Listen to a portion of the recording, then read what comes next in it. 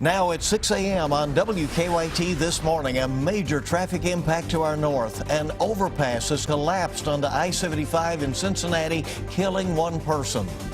We are tracking a crime alert after police say a woman was violently robbed outside her Lexington home. Also this morning, outrage after a Kentucky teacher is caught dragging a student down the hall. Tracking, alerting, protecting. This is WKYT This Morning. Top of the morning and welcome aboard. It's good to have you with us here on this Tuesday that feels a lot like a Monday for a lot of folks. I'm Bill Bryant. And I'm Rebecca Smith. We are tracking some breaking news this morning out of Cincinnati where a bridge has collapsed that was in the process of being demolished and it has killed a construction worker. The big deal is it's the Hopple Street Bridge and it is just down on the interstate. And so that is going to be closed for some time. We'll keep you updated on that, attempting to get some live reports out of there, and certainly we have video shortly. Let's check in with Micah, though, in our First Alert Weather Center ahead of the news. Hey, good morning, guys. Yeah, outside at the moment, it's pretty calm, pretty quiet. It's dry. Things are looking good. Now, we will have a few more clouds today. As you see there on First Alert Defender Live Radar, I want you to pay attention to the top of your screen. You see these little blips right here? What that tells me is you're not going to see much out of this. Maybe a stray shower. When I say maybe, I mean maybe. You're talking 10, 20%. That's it. So most of us stay dry throughout the day, and I don't see much of a chance of any rain. But what that does tell me is it's going to throw some cloud cover off into our area. Temperatures are there in the 30s at the moment, and even some 40s down toward the south and southeast. Good start to the day, 53 by the afternoon. Another mild one in store, but the focus of the forecast back to average for this time of year and the days to come. And I'll show you how low we go with those temperatures coming up.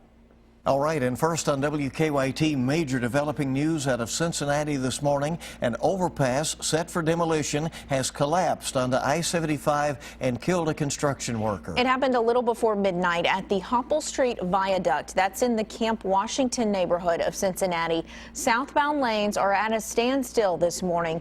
For more on this and the traffic impact, let's go out to WKYT's Mark Barber, who is at our live desk. Rebecca and Bill, the Cincinnati police chief says a construction worker was crushed to death when the overpass collapsed onto I-75. We're told it took crews about 4 hours to dig his body out of the rubble. The coroner is not identifying the man yet. The city manager says construction crews were working to demolish the Hopple Street overpass over I-75 around 10:30 last night when something went wrong and it collapsed. We're told hundreds of tons of concrete crashed down onto the southbound lanes of I-75. The police chief says a tractor trailer was driving under the overpass when the rubble started falling. We're told amazingly the driver was not seriously hurt. While investigators are still trying to figure out what caused the collapse, they are saying there was very heavy equipment in what was already a heavy construction site. Our teams are here surveying the situation, conducting the necessary investigations. We will work with the State Department of Transportation as this thing unfolds. But as of right now, loss of life is one incident.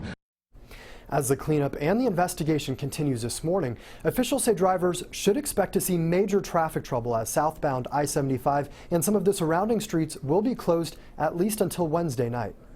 From the live desk, Mark Barber, WKYT. Well, new this morning, we were tracking a crime alert in Lexington after a violent overnight robbery. It happened just after midnight off Heartland Parkway near Tates Creek Road. This morning, police are still searching for the attacker.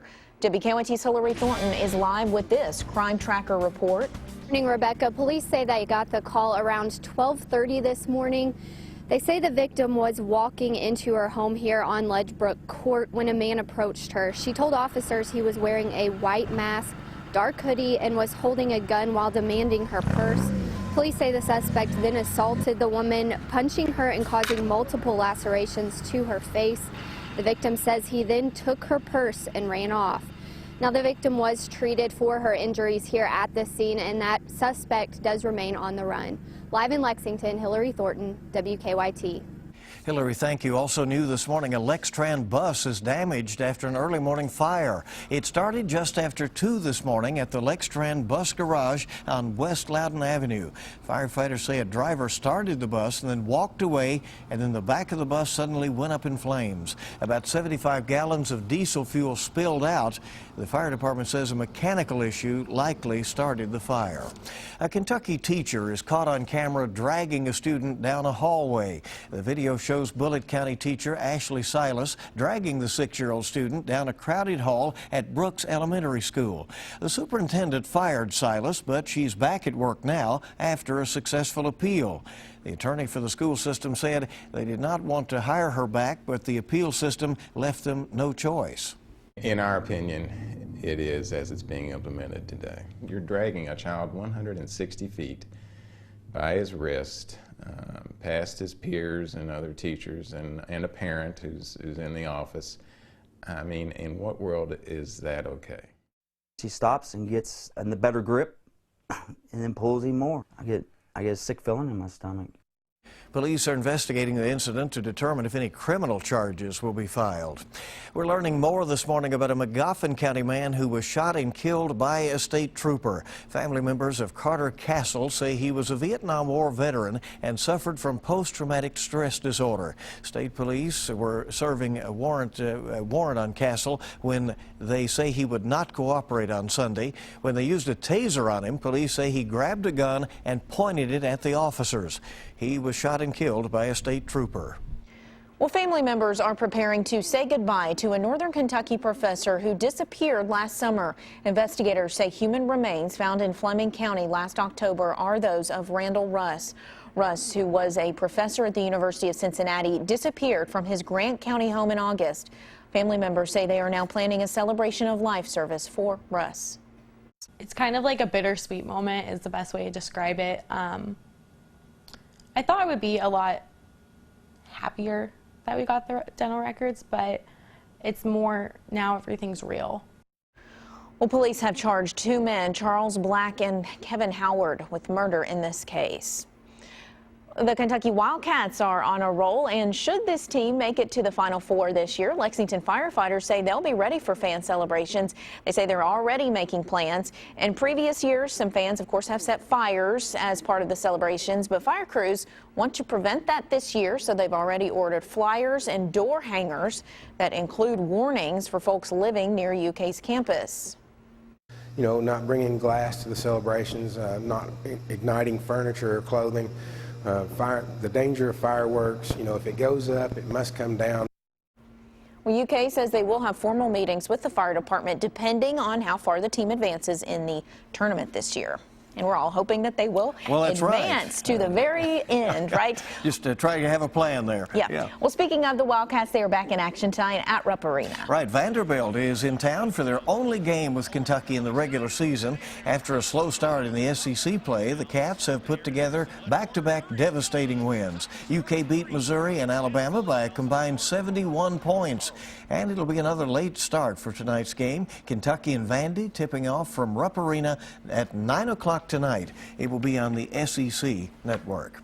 Time this morning is 8 minutes after 6 on WKYT. We're checking in now with traffic to see how things are moving on the roads. And here's Officer Don with our check on live drive traffic. Don?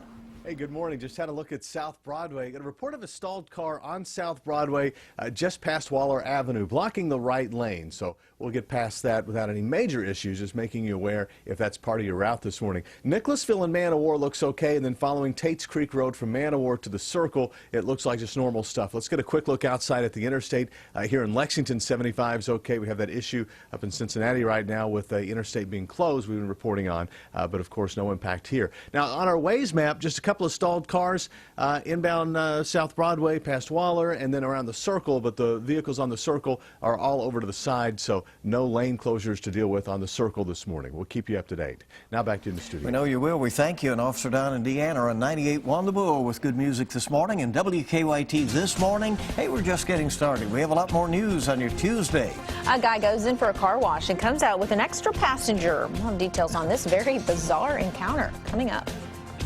And we're looking outside, seeing temperatures there in the 30s, even some 40s. One more nice day before that cool air takes on over. And I'll show you how low we go with our temperatures coming up.